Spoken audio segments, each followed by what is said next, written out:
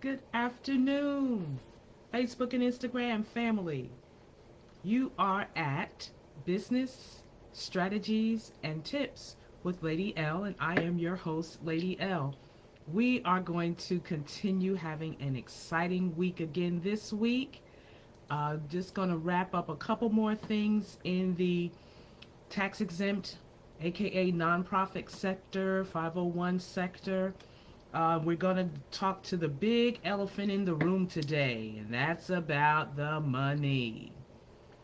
We all know, especially those that have been in the nonprofit sector for quite some time, we understand that it is all about making sure that you have the strategies in place to make sure that you have the cash flow to do what you need to do to provide the services that you provide to the communities.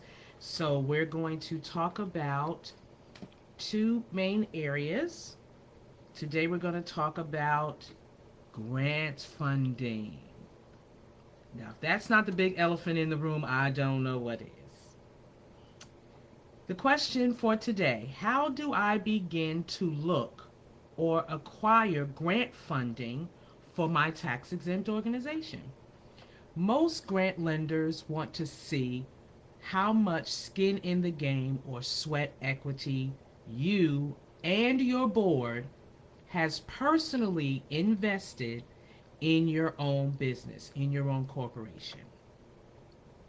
Perfect example is the show that we all know, Shark Tank. You can't even get to the door of being on Shark Tank until you have done at least a half a mil or mil on your own in your business for them to take your business to the next dimension of investment and being able to provide the next level of services that you're looking for your agency, your organization, your corporation to serve the community. Now, your grant search should contain some of these following things.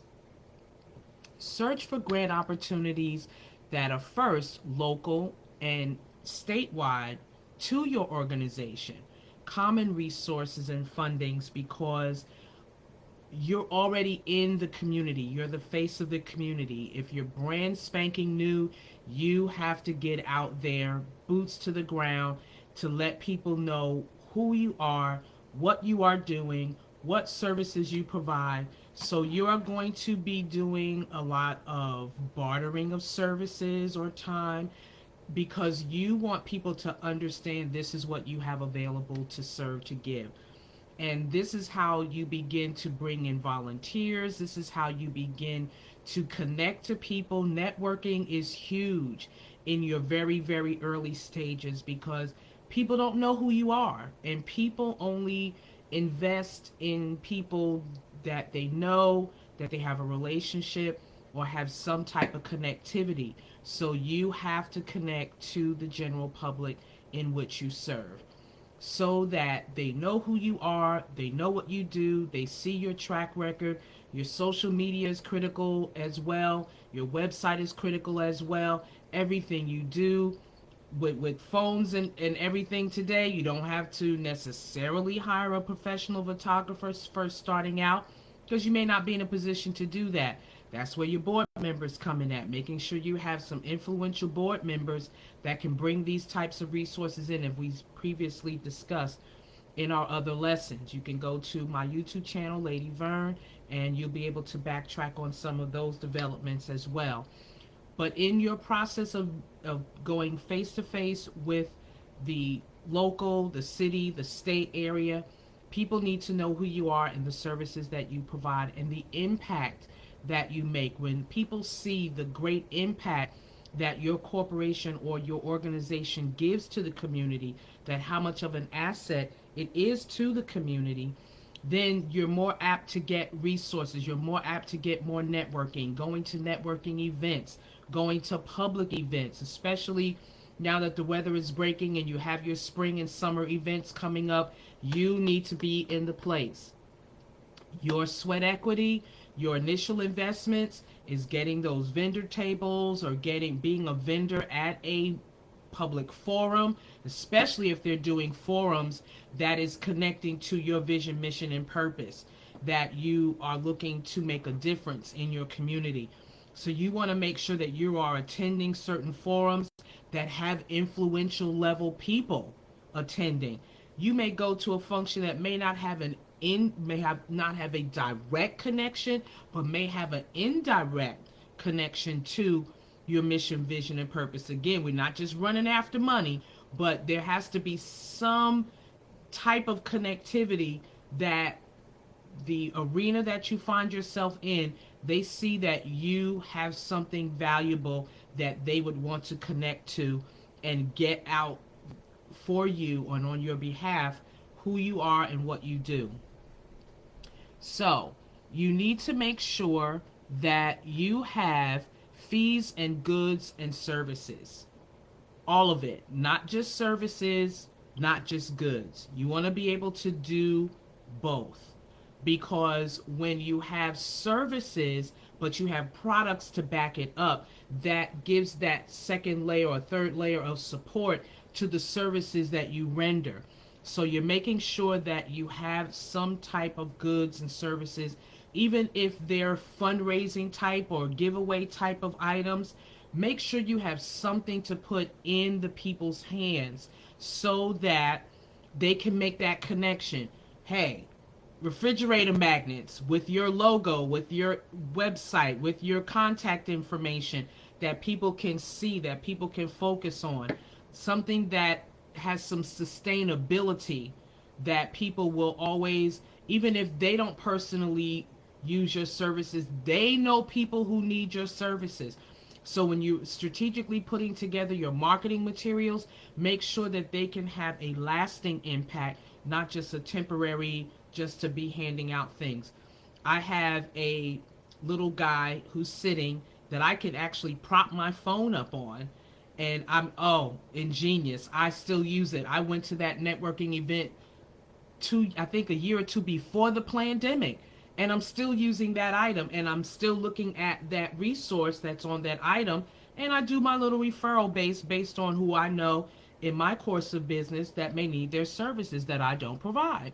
Because we can't do everything, folks. Come on. You can't be the answer, the be all, the answer all. But what you do, you want to make sure that you're the headliner company to go to for the services you provide.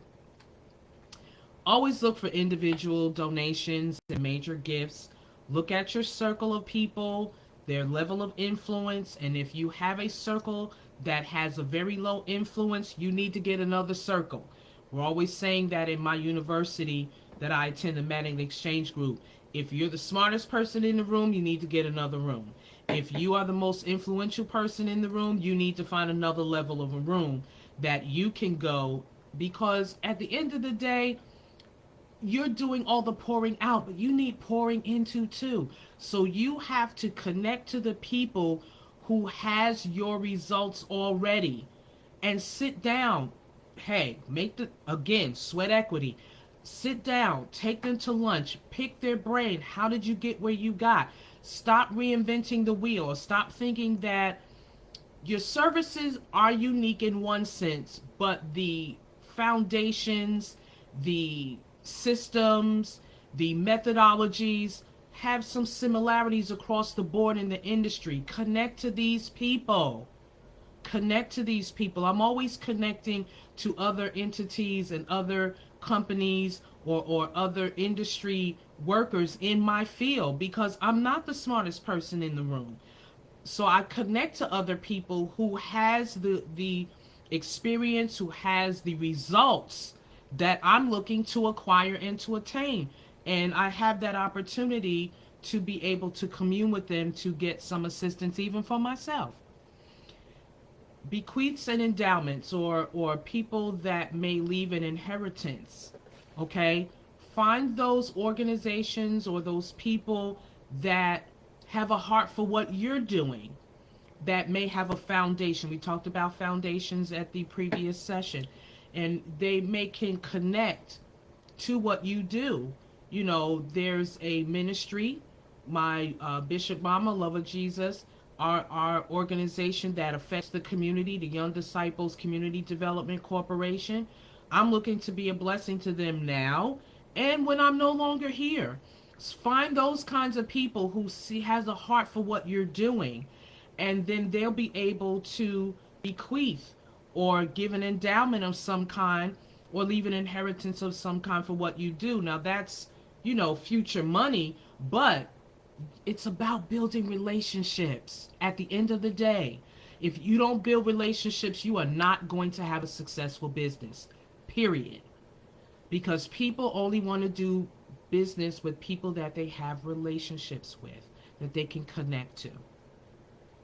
Corporate contributions. Go to these major companies, the Amazons, the AT&Ts, the Verizons, the major companies, your utility companies, that they have philanthropic portions to their companies. They have tax exempt opportunities built into their companies. Look at their criteria. Make sure that their criteria lines up with your vision, mission, and purpose. Again, we're not running after money, but there is a connectivity to what you do. Find the company that connects to what you do, see what their criteria, and go for it. Foundational grants, as we spoke about in our previous session. Find the foundation that supports what you do and apply for grants there. Government grants and contracts. Let me tell you, even though our country is going through some financial situations, they still know how to make sure that there is money available to give to those organizations, corporations, companies that are making the most greatest impact. As far as making sure that you're registered with SAMS.gov and grants.gov and any other government granting, especially your state granting services, if they are available in your state, you need to know how to speak the government language. If you don't, you need to hire someone who does. They are worth every penny. Check out successbeyondstrategies.com and let's talk. Interest from investments. Tax exempt organizations can make investments. If you didn't know, now you know. Predicated on the right investments, I highly recommend you getting a resource that knows how to function in the nonprofit sector, that knows how to go about making investments. I can definitely lead you to MagnetExchangeGroup.com that can assist with that as well. There are resources out there in your communities, in your states, that you can tap into to make sure that you are getting sound business investments that can bring a return, that on a monthly basis you can see that interest coming in, that can be an asset to your corporation. Loan programs related investments, or PRIs. Make sure that you are in a position to be able to go after various loans. I know there was a lot of pandemic grants out there, and I'm just going to say this because I know there's buzz out there. Well, this person wasn't really a company, but yet they have money and blah, blah, blah. Don't pay no attention to all of that. We've already laid the foundations of what you need to have to make sure that you are putting in what you need in place for your foundations to make sure that you are a stable, solid, legal company that you can go after anything you want to go after without any backlashes, without any legal repercussions, because you know your business is intact and in place. There's 4 types of federal grant funding to achieve your mission and reach your goals. There's competitive grants, whereas your standard grants that there's other people applying for it other than you, and they have a right to make their selections.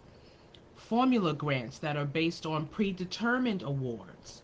Continuation, In other words, you've already received a grant from this organization or company, and you're in the process of going after that grant again for another consecutive term. Make sure that you understand, because there's some companies, there's some organizations that give grants that they do repeats, and some don't, because they want to spread their wealth, okay, and make a greater impact across a wider scale. Please understand, from a revenue percentage, 80% of your revenue should not be grants. That should maybe be 20%. 20% in other philanthropic things, but majority of your revenue that should be coming in for your tax exempt organization should be from your own efforts of your staff, your board, and your fundraising efforts on your own. Sit down, map out, and we're going to talk about fundraising tomorrow, but map out, how do you want what are your revenue streams? What different arenas is your revenue coming from? My grandmother always told me, don't put all your eggs in one basket. Don't you put your organization in one big grant, because if they decide that they need to make a shift or whatever, you don't have an organization anymore. It's about balance. It's about spreading things out, having certain percentages. You may have 10% coming from your investments. You may have 20% coming from your fundraising. You may have 20% coming from grants. You may have 60 or 70 or 40 or 80% coming from your actual efforts, so that you can keep your corporation, your business, your organization going. When it comes to government grants, learn how to read a government budget. So that means you need to be, again, out, boots on the ground. You need to be going to your city meetings where your actual location is serving people directly. You need to be going to your county meetings. You need to be going to your state meetings, because you need to know what's going on so that you know how your organization can be the solution. You will only be successful to the degree that you can solve a problem. If you can't solve a problem, you will not be successful. So find out what challenges your city, your county, your state has that fits your vision, mission, and purpose, and let them know that you are available to do just that. When you can understand where the deficiencies are in that government budget that your organization can fill, then do your due diligence and do just that. Your feelings and the passion for what you want to do, give and serve, has nothing to do with how the government decides on who to give what to what organization. They look at your effectiveness. They look at your statistics of the community that you serve. Documentation beats conversation all day, aka one of my mentor's favorite slogans. They have a grade scale, and they have to stick to it to make sure that they could get more bang for their buck in their government spending. It's about standing. It's about going through the process, enjoying the process, learning from the process, enjoying your journey, learning from the journey, executing your strategic plans, and making them happen consistently. Keyword, consistently. With that being said, thank you so much for joining me today on Business Strategies and Tips with Lady L. Same time, same station tomorrow, 12 noon. You can go back to my YouTube channel if there's any of these series of sessions that you have missed. It's Lady Verne, LadyVerne. And thank you so much. Feel free to visit my website, Success Beyond Strategies, as strategz.com. Please feel free to fill out your information if you have any questions, if there's any information that I can help you with to better serve your community through your organization. We are more than honored to help you. With that being said, have a great day. Enjoy this marvelous Monday. Bye-bye for today.